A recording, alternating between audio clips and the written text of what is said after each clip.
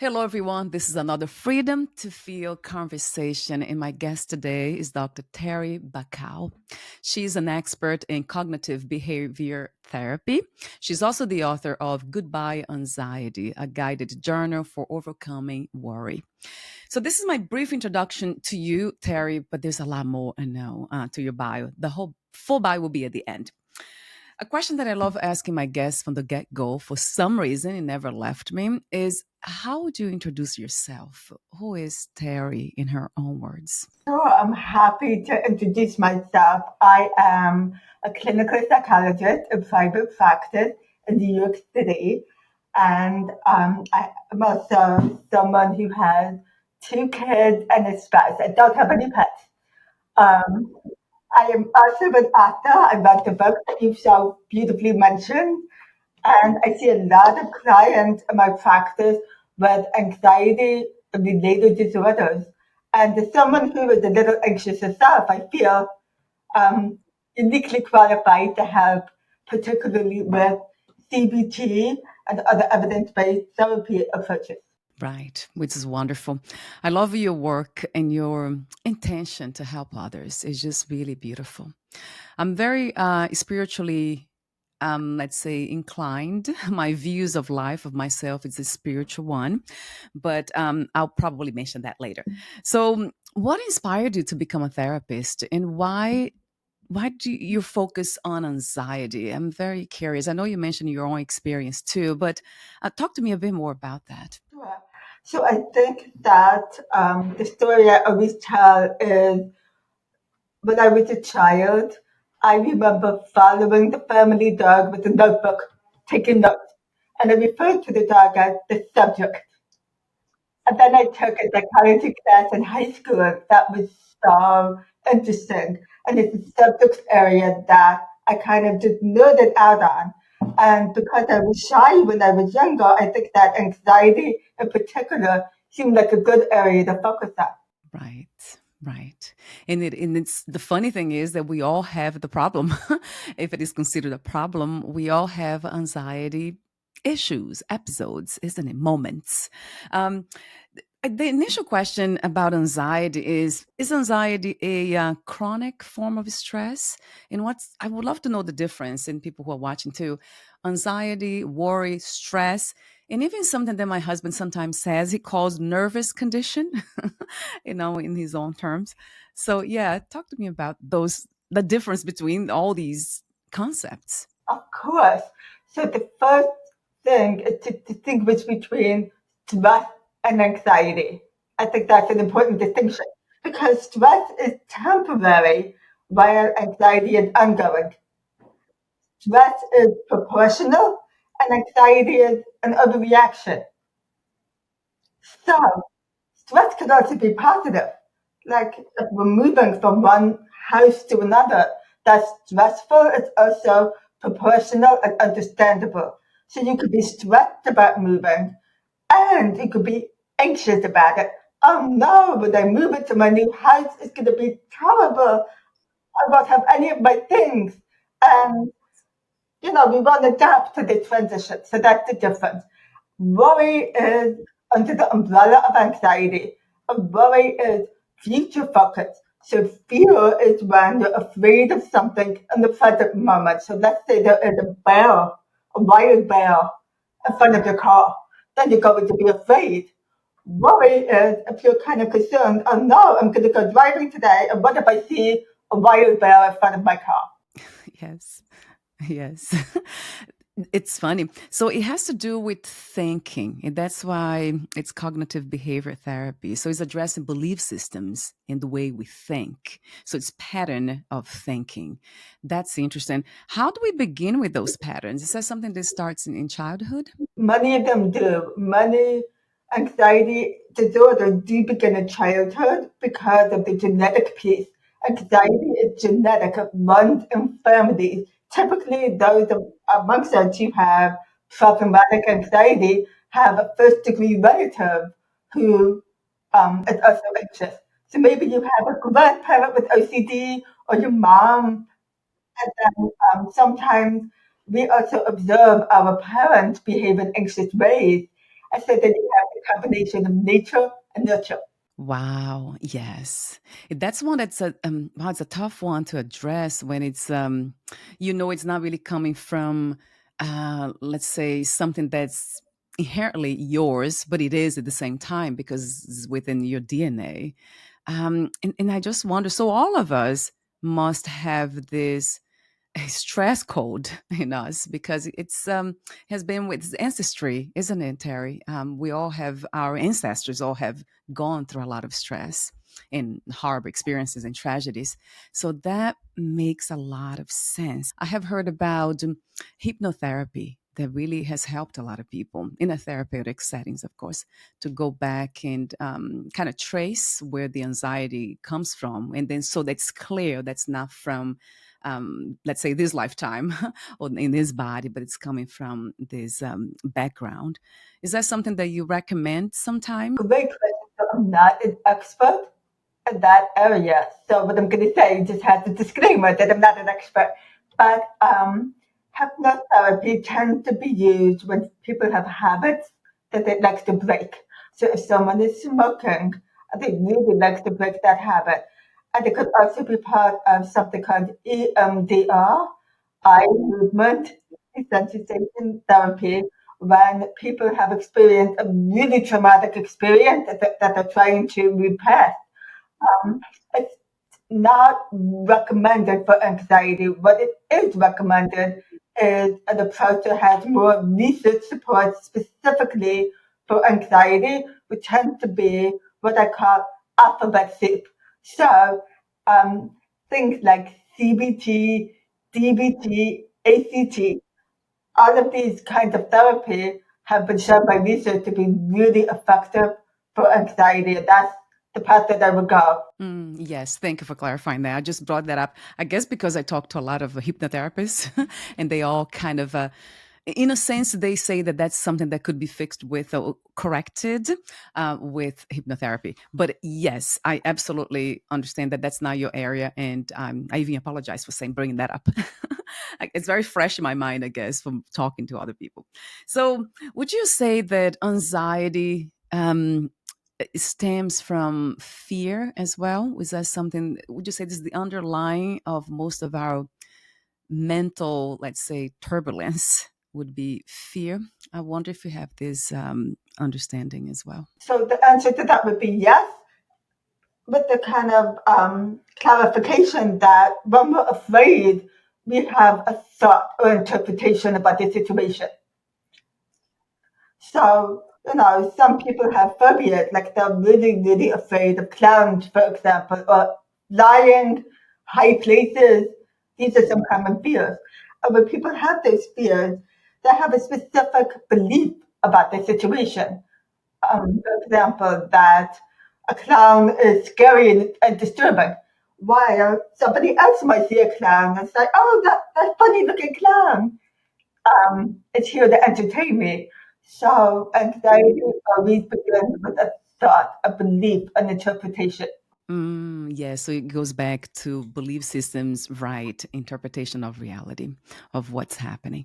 That's amazing. So you said there's a question that you raised in your book. So you have the introduction, Why Say Goodbye to Anxiety? In the introduction, you say, you raise the question, what causes normal adaptive anxiety to transform into a problematic feeling? Can you give me an example of that?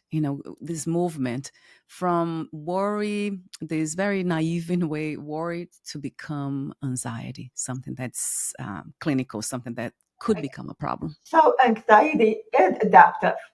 We need it to survive.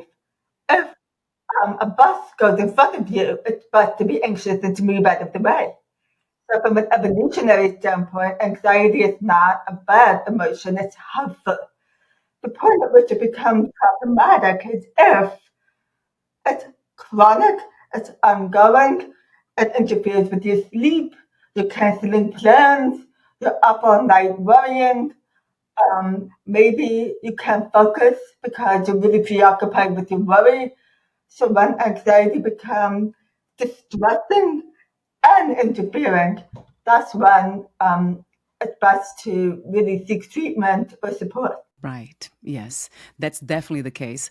And when that doesn't happen, some people don't tend to look for help in the right places. That would be like a therapist, exactly going to you. So, what are the consequences of that? So, as I put in my book, a lot of people sit with anxiety, they suffer through it, they kind of white knuckle through it. They think, oh, okay, yes, I worry a lot, but so does everyone. And I wouldn't say it's dangerous, it's just uncomfortable. I think that I always remind people you don't have to suffer. You can feel better if you want to. If you seek quality therapy, you could feel better and then you could get more out of your life. So basically, it's you mentioned suffering, so that would lead to suffering.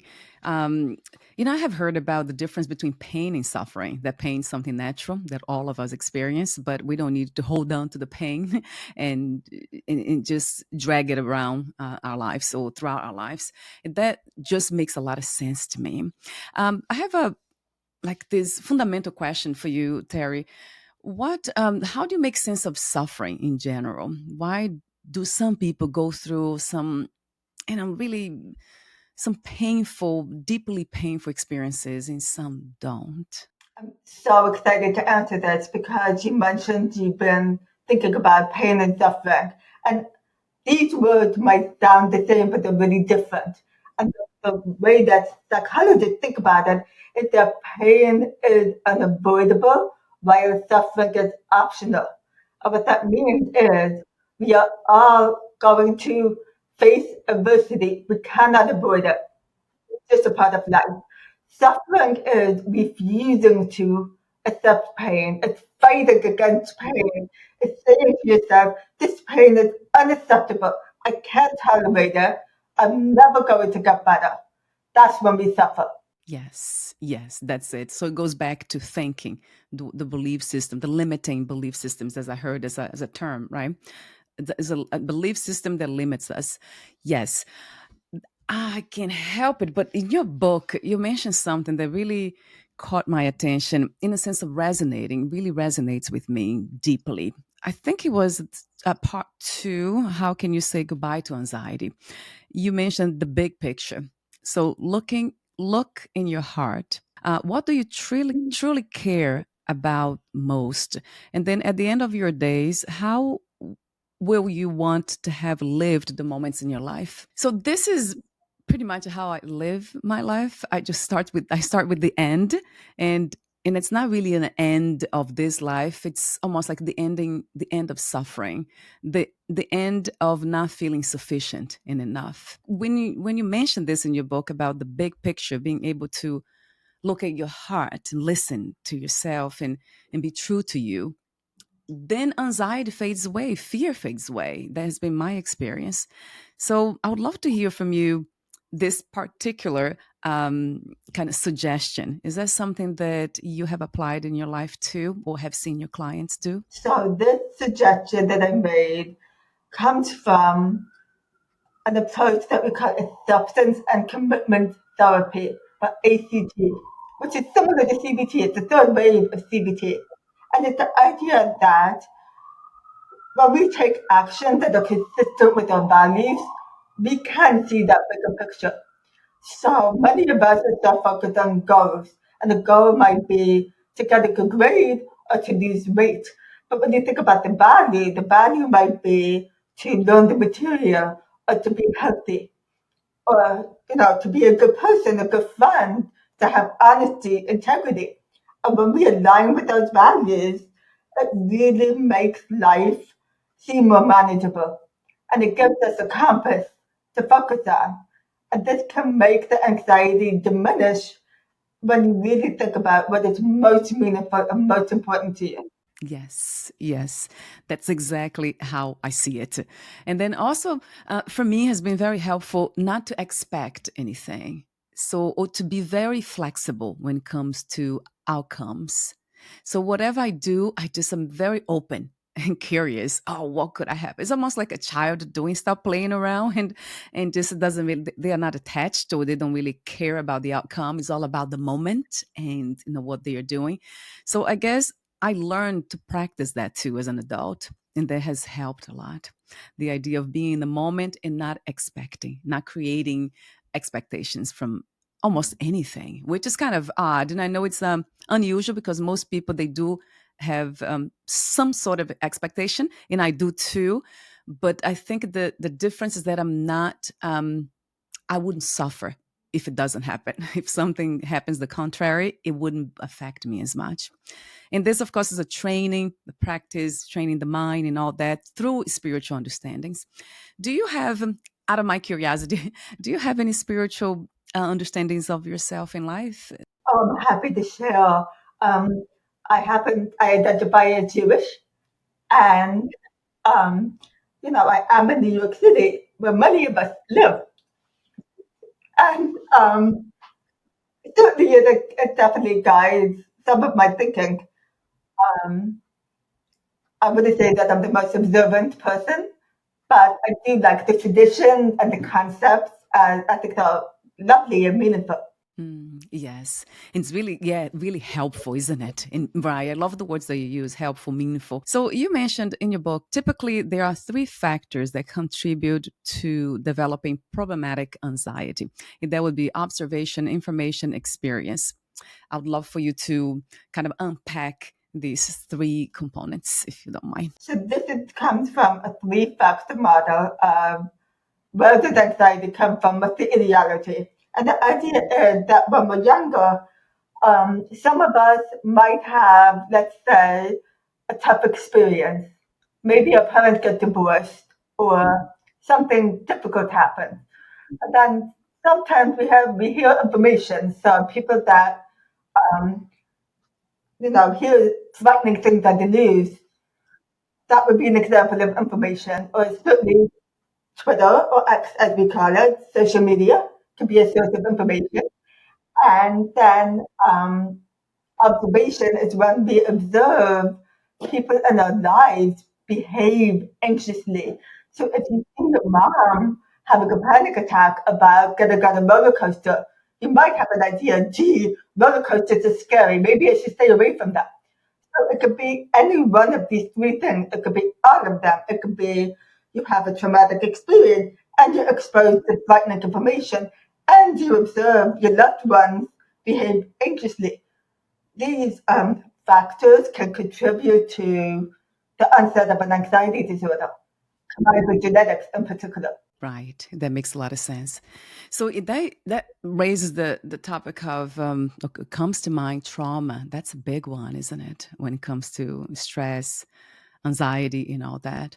Do you also see the connection between trauma and anxiety? Of course, we do. I think that we have certainly our own name for this that we call post-traumatic stress disorder, PTSD. But what's interesting about PTSD is that the research has found that not everyone who experiences trauma goes on to develop PTSD. Some of us will have a traumatic experience and will experience traumatic growth and resilience. Um, and some of us will really not be able to experience that without treatment, without therapy, which is understandable.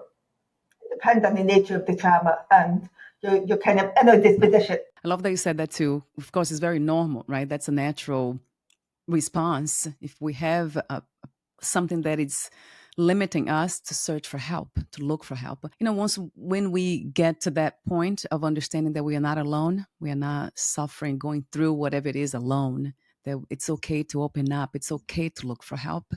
So that's beautiful when I see humans doing that. So in your book, you have three steps. So that's how I have it here, how this book helps to break the worry cycle. Step one will be figure out what exactly you are worried about. Two, let it out. Three, take action. So again, it sounds very simple, doesn't it, Terri? But for most people, it's not. So they need structure, they need the system, something to navigate, right? The realm of anxiety and how to do something about it.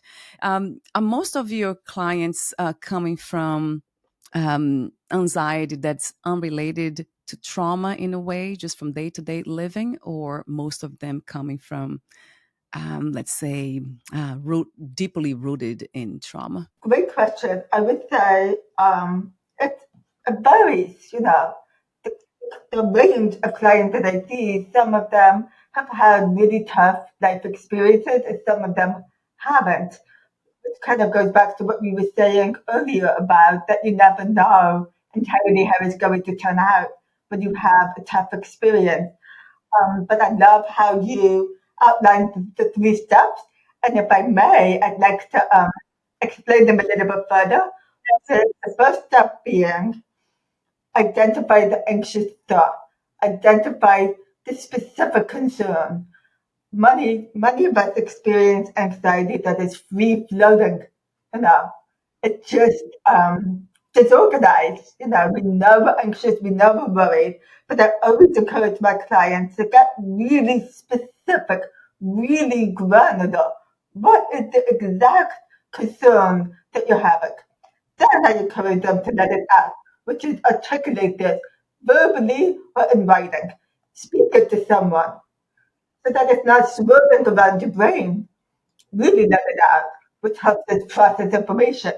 And then take action. And that action can be to use a coping skill, a coping strategy. And in the world of cognitive behavioral therapy, what that might look like would be let's solve this problem, let's make a plan. Let's have you take action of some kind. You're not doing well in this subject. Can you speak to your professor about it? Um, can you have a difficult conversation with your mother-in-law that maybe you don't want to have? Or can you take this worry thought and can we reframe it or challenge it with evidence? There's a variety of tools that we have in CBT to help people take those kind of actions. Yes, gosh, that must be really helpful. I'm just kind of imagine here going through this process. It's for clarity, really. That creates a lot of clarity, right, Terry? That's what really it's needed. When talking to somebody, this idea of letting out, do you suggest talking to anybody, a friend, anyone, or it's would be better to talk to a therapist? So I really think anyone, it's better to keep it in, it's better to talk to anyone than to keep it inside. If you have a choice to see a therapist, you could afford it, you could pay for it, that would be even better because therapists are trained and been to school to really study how to help people solve problems, how to help them overcome obstacles and manage mental health. But I think anyone is a good first step. Yes, I like that. Although I think I have tried that before in the past and it didn't work out. Some people, they make you actually more anxious. So I kind of try to avoid. Now I know better who to choose, who to talk to. But it was funny because I can recall experiences where I had anxiety and then I talked to certain people and I was even worse after. That's been my case. Like not exactly everyone, not exactly everyone. So, I think that it really depends on the therapist. Some of us have different training. So some people might have a bad experience with therapy because they didn't go to the right therapist. They didn't go to someone who was either sufficiently trained or maybe the style was not the right fit or the modality was not ideal in terms of match. That could happen. Right. Yes. And I have heard that from other people too. Gosh, I love having friends. That's why I host this podcast too, because I feel like I'm talking to a friend, a dear friend. I don't know. I love having meaningful conversations, deep conversations. So, and that leads to a certain level of trust. I don't know. So there's something that happens when we open up and we are really sincere about ourselves. We can show ourselves more. Then it creates this beautiful connection. So that's one of the reasons why I host this podcast. So for somebody like me, yes, it would be very important to know who am I talking to. Maybe it's coming from my traumas too, of course, right? With relationships, not being able to trust when I was a child. Yes, I love your suggestion about that letting it out. It's actually better than holding all that stress in. That will cause so much more damage. Yeah, especially long term. There's something else that you mentioned. I mean, I love the suggestion of the breathing break. That's a fun one and fundamental, right? It's so essential to breathe. So, how do people with anxiety learn to do that? In the book, you actually have how to take a breathing break, but I would love for you to explain how we can do that. So what's nice about breathing is you could do it anytime, anywhere. You can't leave it at home. It's always with you. And so this is a tool that's an incredibly concrete anxiety management tool. And I don't mean regular breathing because we're breathing normally, most of us, all the time. This is relaxation breathing. This is square breathing or box breathing. And it's the idea of inhaling for the count of four, pausing and exhaling for the count of four. It doesn't have to be four, it could be any number. But the idea is to really take a deep breath in, pause, and exhale with the intention of calming yourself. And what this does is it really brings oxygen into the body, and oxygen can flow through the bloodstream and get to our nervous system. And this can instantly soothe the nervous system. So it's a great strategy. Yes, it really sounds, and it's very natural, as you said. I loved what you said. We always take it with us. We can always find it there. It's accessible. It's everywhere. Why do we forget to breathe? That happens often, right? Even when I'm here hosting this podcast, sometimes I forget to breathe. It's almost as if we wanted to take the experience, almost like we are. I don't know what it is. I can't explain. Why do we hold our breath? Why do we breathe shallow? Do you have an explanation for that? Yes, so when we are anxious, we hyperventilate a little. We do. So it's an anxiety reaction, it's a stress reaction to go like this. And then what you do, you're taking in more carbon dioxide. So it can be carbon dioxide than oxygen. And that's why it's important to remember to breathe and to breathe slowly and deeply. And you can even pair it with a soothing word or a soothing image to enhance the effect. Yes, this is a such a powerful suggestion in exercise that I learned to do long ago. Um, I guess I was trying to refer to something that I still experience, and that is excitement. When I feel very excited about something, then I forget to breathe too. It doesn't have to be.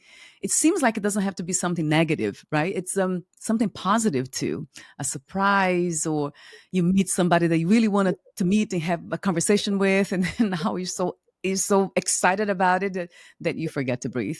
Is that something that you have experienced too, Terry? Oh, absolutely. So one thing I've been doing in my personal life is I've been attending this stretching class. I'm really inflexible, so I really want to be more physically flexible. And a lot of times in the class, I totally forgot to breathe. And the instructor has had to remind me to take a breath. Right. Isn't it funny? So it's almost like we all need a reminder, right? That reminder constantly to breathe, to be in the moment, and to just calm down the nervous system. Have you heard about, I'm sure you have, a co-regulation? I notice some people, they make me feel very calm. It's almost like immediately my breathing slows down in the presence of some people. Is that something that you have experienced too? That the co-regulation of the nervous system with other people? So I'm not quite as familiar with that, but what I do know is that when we breathe, we bring our body back to a state of homeostasis. It really is a form of self-regulation. And what's nice about it is it's concrete. You know, a lot of the concepts in my book are you have to learn, you have to teach yourself to be familiar with things like cognitive restructuring, changing your thoughts. That takes practice. This is something that is pretty easy and straightforward. So yeah, those are, I mean, these are skills for everyone for resiliency. So to me, the more skills I learn, the better it is. And of course, we have to apply them, right, Terry? We have to create. It's almost like this daily exercise. And I know your suggestions are exactly that. That's why it's a journal, so people can write. So you made it very easy, very simple in that sense, and very clear. So we can just kind of. It's almost like an invitation to explore, your own inner world and your relationship with the world. So let's see. There's something else that you mentioned, the obstacles to saying goodbye to anxiety. That would be perfectionism is a big one. I know it's the case of a lot of people trying to be perfect. So talk to me about that. What is about perfectionism that we feel so attracted to? So I think that there is a real emphasis in our culture and our society right now on being the best, doing the best work, like getting into the best school, just really optimizing, maximizing. It's just stressful. It's really, really stressful. And for people who are anxious, I always say many of us are closeted perfectionists. You know, we need to come out and identify as perfectionists. And there's nothing wrong with having high standards. It's just that sometimes our standards can be a little bit unrealistic. They can be a little bit too high.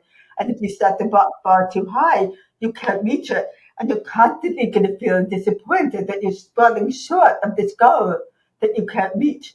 So I always talk to my clients about replacing perfect with good enough. Telling yourself, this is good enough. It doesn't have to be perfect. Perfect is a construct. It only exists in the dictionary. It's not real and it's not attainable. Yeah, thank you for saying that. Yeah, it's so true.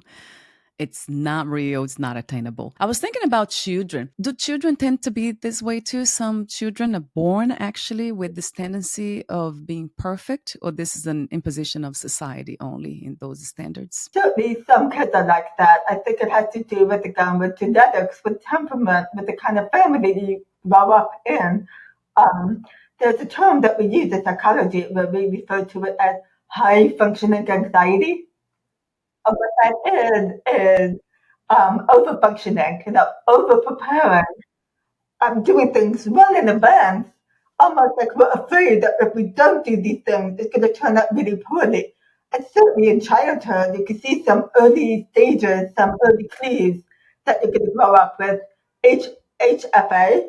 And a lot of my clients are like that. And I think I even have some of it myself. Ah, yes, yeah. Thank you for being open and very sincere. I love that because it becomes more relatable too. Because it's important to know for most people that we are all humans, right? At that level, that we all go through pretty much the same things, and the same challenges. So life affects all of us. We're all living things here. And that creates that sense of humility again. For me, has been very important. I always add joy, kindness, and curiosity. I kind of put the bundle together and has been very helpful in my case. So, how do we learn to be kind to ourselves, and what does it exactly mean, like from your perspective? So the way that I think the best way to explain that is that self-criticism is something that I think we all become accustomed to. And what we don't realize about it is that it makes it worse. We think that self-criticism motivates us, but it really just makes us really upset. Compassion, in contrast, is more motivating of behavior change. It really promotes resilience, it promotes active coping, and it promotes learning from mistakes. And it's really just a happier way to live. And so I'm always encouraging self compassion over self criticism, not because it's indulgent, but because it's good science. Yes, right. I love that because good science, yes. What's not to love about that? Outlook on life too, right? The factors, because that eliminates a lot of the unnecessary suffering of trying to interpret everything, create meanings that are not there. So I love seeing life for what it is. Easier said than done, but that's another practice. Have you experienced in your professional life, in personal perhaps, the this connection again between let's say certain personality disorders, mental health disorders, and anxiety, like narcissism or narcissistic personality disorders, bipolar? Is anxiety a byproduct of those mental conditions? So one thing that we talk about again in psychology is the concept of comorbidity, which means that many disorders co-occur. Anxiety and depression tend to co-occur. I'm less familiar with the research about the co-occurrence of personality disorders and anxiety, but I do know that many people with things like narcissism and antisocial traits, it comes from a place of deep insecurity, of really feeling not great about yourself and engaging in defense mechanism to try to cope with that. That's very sad, isn't it? To see that. To me, what I see is that it became so common that it became this is a clinical diagnosis, right? The narcissistic personality disorder and all those. And that is very sad to see because, well, from the spiritual perspective, it has to do with egotism, like focusing too much on oneself, kind of giving too much attention to the mind body complex and not being aware of any other part of being, because we are not just the body mind, but most of us tend to believe that we are. So when it comes to insecurities, I'm thinking about fear, which again stems from a place of being feeling limited. There's a lot of this constraint, this idea that this is the only way to be, this is the only way to think, this is the only way to operate in the world. So that it's sad to me because we are so much more. We have this amazing potential. Do you want to make a comment about that? Because I do have another question for you. Yes, my quick comment is that control is a big issue in anxiety. The wish for control, the illusion, the perception of it, that's what I want to say. Yes, right. Which to me they all connected, the control, insecurity, fears, and all that, violence. I mean, it leads to violence. That way of perceiving reality, and and it really concerns me because we are not really, again, we are not aware of what is to be a fully human. Well, we're not actually are not humans. We're spiritual beings from my, not just my perspective, but some millions of other beings, they know that too. So we are not just humans, or we are not humans actually, but most people don't know that. So I think the emphasis on body mind, which of course is not to be ignored, it's something that I'm very aware of and I have a lot of practice for them. I take care of my body, I eat healthy, and I'm always doing the breathing exercise, meditation, and all that. There's this fundamental understanding that I'm not the body mind. So that kind of almost like swipes a lot of the the trauma residues and all that dust window of possibilities, becoming curious, playful in this world. I think for me that's it's really practical and helpful when it comes to spirituality, because it's something that can be applied almost immediately once you realize, wait a minute, there's more than just being memories, thoughts, belief systems, and this bundle of atoms here, cells. There's something more here. And that leads to something much more joyful, I would say. Totally. You mentioned mindfulness. That is a big part of anxiety management. And it involves really being in the present moment rather than thinking about the past or the future. And there's a lot of techniques that we use to teach mindfulness. And one of them is the idea of taking a thought, a worry, an anxious feeling, and using imagery. So an example would be using imagery of a moving object, like putting each thought on a cloud and watching the cloud pass by, or putting each thought into a box and have the box go down a conveyor belt. This can be a good strategy for many people to externalize their anxiety and to really look at it without judgment, with curiosity, openness. It can be a great strategy, and I have that in the book too. Yes, you do. Gosh, so you cover pretty much everything. I did see mindfulness right there. Yes, it's that idea of the observer, right? Just kind of, in a way, creating that distance, enough gap where you see that you're not really, you're just having an anxiety episode, but you're not anxiety. You having fearful thoughts, but you're not fearful thoughts. That identification, I guess, with the experience. It seems like we have been almost like indoctrinated to believe that we are the experience.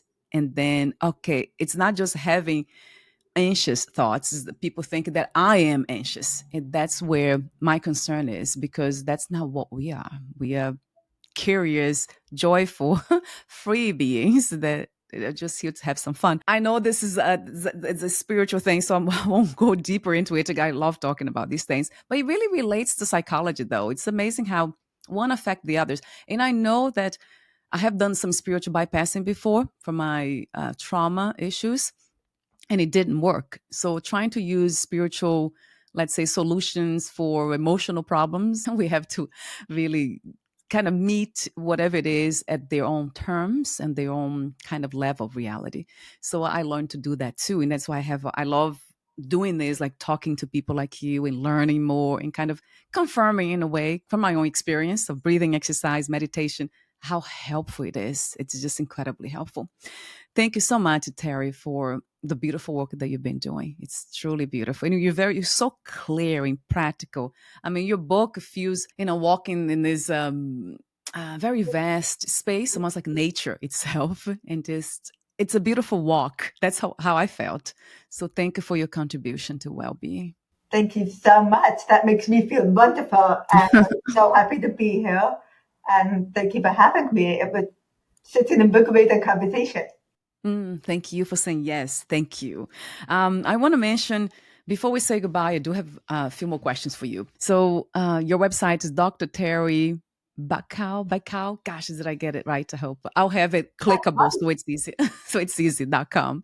But you offer in-person and virtual therapy sessions for individuals, moms, and college students who are navigating anxiety, depression, ADHD, relationships, or any issues in life.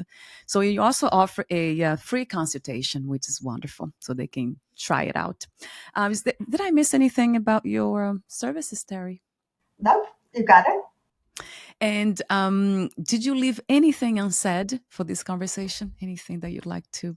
If people would like to learn more about anxiety or about CBT, they're welcome to check out the book. I'm going to hold it up, and people could get it at Amazon and Barnes& and Noble. I found it in Urban Outfitters once, which was exciting. And I also have an Instagram account that is Dr. Terri Bacow _therapy, where I share a lot of the tips and the tools in a concrete way on my Instagram. Wonderful. I'll have the link of the book here. The Amazon link will be here too on the podcast notes, clickable, your website and the Amazon. Before we say goodbye, I usually ask these ending questions. So I'll ask one that I usually ask everyone, but not every single person. What 3 experiences you wish everyone to have before they lose the body, before they die? Great question. Ooh, this is thought-provoking. Okay, 3 experiences. I think that being a parent it's not for everyone. For me, it's been mind-blowing in terms of the cuteness and the teaching and I guess, the joy, but certainly the hardship. It's a real nice mix of things. So I do recommend it. I do recommend having kids, although I would never tell someone that they had to. Number 2 would be live in a place that you love. Whether it's a city or a country kind of environment, live in a place that you love. And then number 3, it's just to invest in relationships, to find someone, whether it's a romantic partner or a friend, who just gets you, who sees you. To have that experience of being seen, it's just indescribable. Wow, I love all that. What's not to love about all that? It's almost like a recipe for happiness, right? For freedom, for experiencing this called life in a much more playful way, meaningful way. So thank you so much for your beautiful wisdom, Terry. Thank you for being you. And we'll talk soon. We'll be in touch again. Bye-bye for now. Thank you. Then get